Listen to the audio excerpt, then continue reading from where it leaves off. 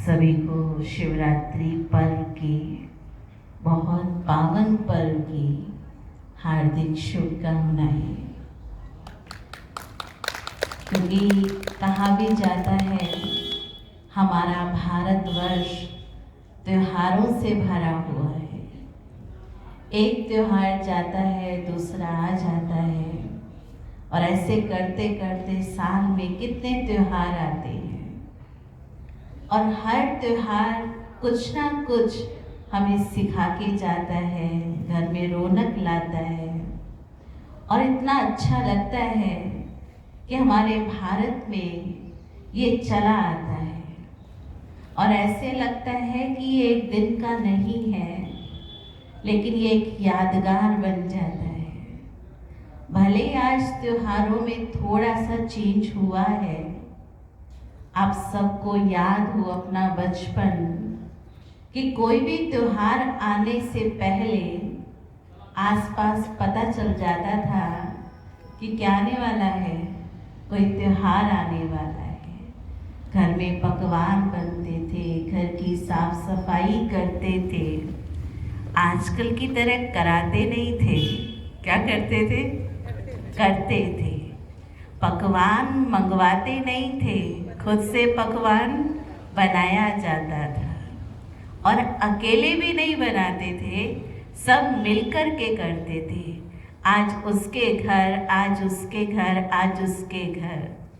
तो त्योहारों में एक रौनक होती थी, क्योंकि दिलों में रौनक थी। आज दिलों की रौनक खत्म हो गई, तो त्योहारों में भी वो रौनक कहीं ना कहीं गुप्त हो गई, छुप गई है।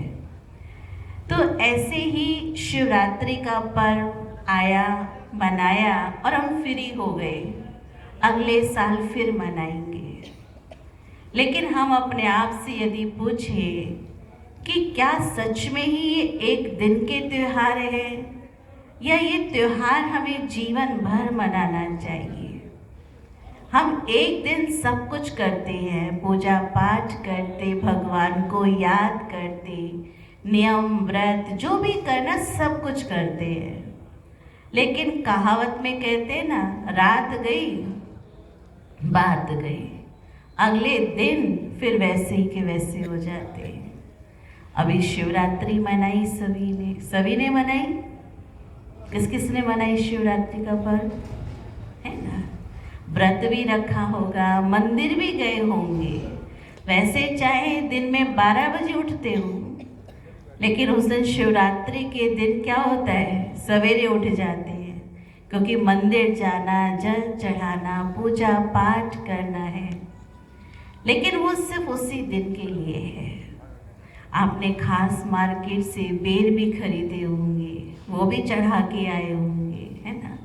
और कितने खुशी खुशी सब विधि विधान किया होगा। दूध भी ले गए होंगे, है ना? कई तो ऐसा भी करते, मार्केट में मदर डेयरी पास में होती है, कहते आधे किलो का पैकेट वहीं से ले लेंगे, और वहीं पर फाड़ा, चढ़ाया, हाथ जोड़ा और घर आ गए। क्या इन सब से हमारा भोलानाथ खुश हो गया? हो गया? सब क्या उस भोलानाथ को खुश करके आ गए? क्या कहेंगे? कहीं ना कहीं हम इस चीज को चेक करें कि भोलानाथ तो छोड़ो, हम खुद ही खुश नहीं हैं। और आज छोटी छोटी खुशियों के लिए हम ये सब कर रहे हैं। और उसका मूल कारण हम अपने अंदर अगर चेक करें तो बहुत सारे कारण हैं। सबसे पहला कारण है आज खुश ना रहने का, क्योंकि हम भगवान से डिस्कनेक्ट होते जा रहे हैं। सबसे कनेक्ट हैं, लेकिन जिससे कनेक्ट होना चाहिए उसी से डिस्कनेक्ट होते जा रहे हैं। आज मोबाइल किसी का भी आप चेक कर लीजिए, भरा पड़ा है। आज मेरा उससे संपर्क, उससे संपर्क, उससे संपर्क है। मेरा दिल्ली में भी रहता, उससे भी संपर्क है। पंजाब में कोई है मेरा, उससे भी संपर्क है। भगवान से संपर्क टूटा हुआ है, तो कहाँ से वो खुशी आएगी? हम सोचते खूब पैसा हो, खुशी ही खुशी होगी, बंगला होगा, एक से एक सुंदर आलीशान घर में पेंटिंग होंगी, ये होगा, गाड़ी होगी, ऐसे होगा, वैसे एक सपना लेके चल रहे होते हैं। और होता भी है, खुश होते भी है, लेकिन वो खुशी हमारी टेम्परेरी होती है, सदा काल के लिए नहीं होती है। जैसे मान लीजिए आप एक बहुत सुंदर पेंटिंग लेकर आ गए और वो पेंटिंग जो थी कम से कम 5-6 लाख रुपए की थी, आपने घर में लगाई, फोटो भी खींचा, फ्रेंड सर्कल में भी भेजा, देखा कितनी सुंदर पेंटिंग है ये, और पता है कितने की है? 5 लाख की है। फेसबुक पे आजकल वो इंस्टाग्राम क्या क्या निकला है, उन सब पे भी फोटो डल जाएगी, लेकिन कल गलती से सफाई करते हुए किसी का हाथ लग गया और पेंटिंग, खुशी क्या हो गई? गायब हो गई। इसे सदा काल की खुशी नहीं कहेंगे। आज सबसे मूल चीज है कि हम खुशी के लिए कर रहे हैं या कोई भी कार्य हम खुश होकर के कर रहे हैं। हम लौकिक में क्या है, खुशी के लिए करने लग गए, ऐसे करूं तो ये खुशी, ऐसे करूं तो ये खुशी। लेकिन यहाँ भगवान पिता परमात्मा हमें एक छोटी सी बात सिखाते हैं, ज़्यादा बड़ी नहीं सिखाता। बच्चे आज जो भी कुछ करो बस खुश होकर के करो, और खुश होकर के कार्य करेंगे ना तो छोटे से छोटी बात भी मेरे जीवन में खुशियाँ भर देगी। यहाँ तक कि आज आप देखेंगे हम घर की चीज़ों को संभालने में लग गए, वो ना टूट जाए, वो ना टूट जाए। रिश्ते टूट रहे, टूटने तो कोई बात नहीं, पर चीज़ नहीं टूटनी चाहिए। और कोई चीज़ अगर टूट गई, इतना घर में वाद विवाद हो जाता है कि रिश्ता भी खराब हो जाता है। एक बार ऐसी एक फैमिली आई और उस फैमिली का बहुत बड़ा मुद्दा था, और जब उनसे पूछा गया कि आपस में तलाक होने वाला था, ये मुद्दा क्या है, तो वो मुद्दा था चप्पल। बहन बोलती थी चप्पल बाहर निकालनी है और भाई अंदर पहन के आ जाते थे। वो बोलती थी नहीं, घर के बाहर लाइन में रखना है और वो घर के अंदर फिर पहन के आ जाते।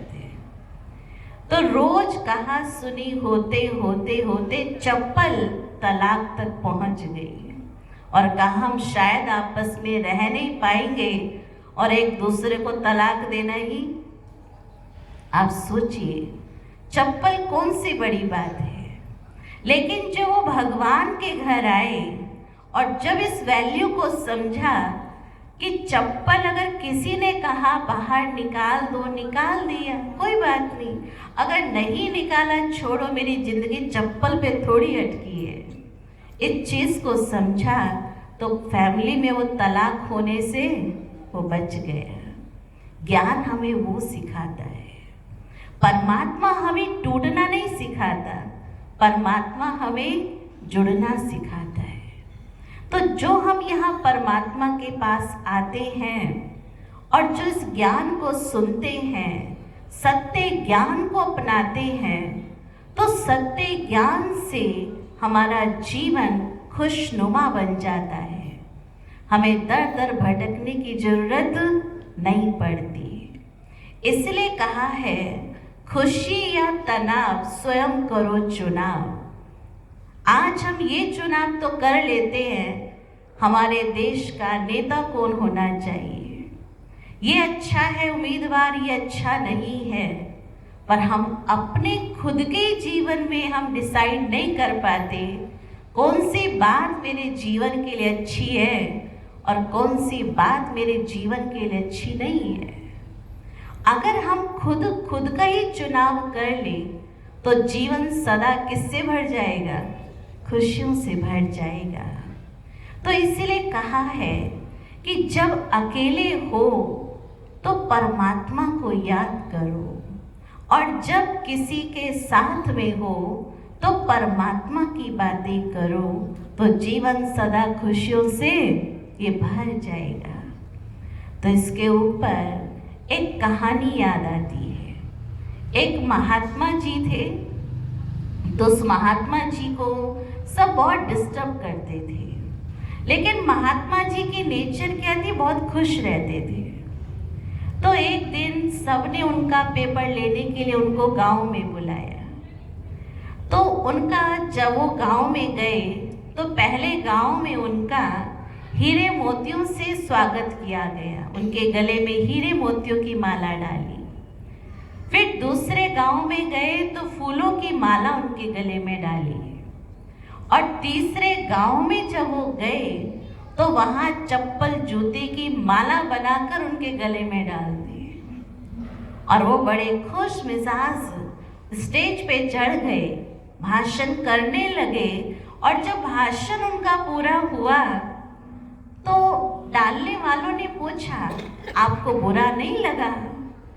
कहते इसमें बुरा लगने की क्या बात है? जब मैं पहले गया गांव में तो मैं समझ गया वो जोहारियों का गांव है।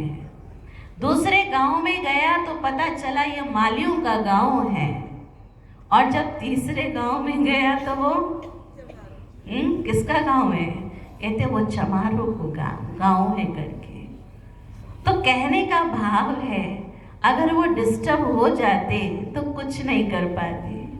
तो हमारे जीवन में भी ऐसे ही है, परिस्थितियां आएंगी जाएंगी, लेकिन किसी भी परिस्थिति के कारण हमारी क्या ना जाए, वो खुशी ना जाए। तो सदा खुश रहेंगे, भगवान को याद करते रहेंगे। इसलिए कोई हमें भगवान के देखिए बनते हैं तो बड़े सुंदर लाइन है, निंदा से मत डरियो, निंदा जल की धार। और निंदा से अगर मीरा डर जाती तो कैसे होती भव सागर पार। लोग निंदा करने वाले तो निंदा करेंगे, भगवान के परवानों को सब कुछ बोलेंगे, लेकिन उस निंदा से नहीं डरना। और कहते निंदा उसी की होती है जो जिंदा होता है, मरने के बाद तो तारीफ सभी क्या करते हैं। तो इसीलिए भगवान के परवाने भगवान के घर आज यहाँ आए हैं, तो अपनी झोली संकल्पों से खुशियों से वो भरपूर करके जाएंगे, और ऐसी भरपूर करके जाएंगे क्योंकि ये परमात्मा प्यार इतना अनमोल है कि आप इसे स्थूल धन से नहीं खरीद सकते। इसे आप भगवान के घर ही आकर महसूस कर सकते हैं। ओम शांति।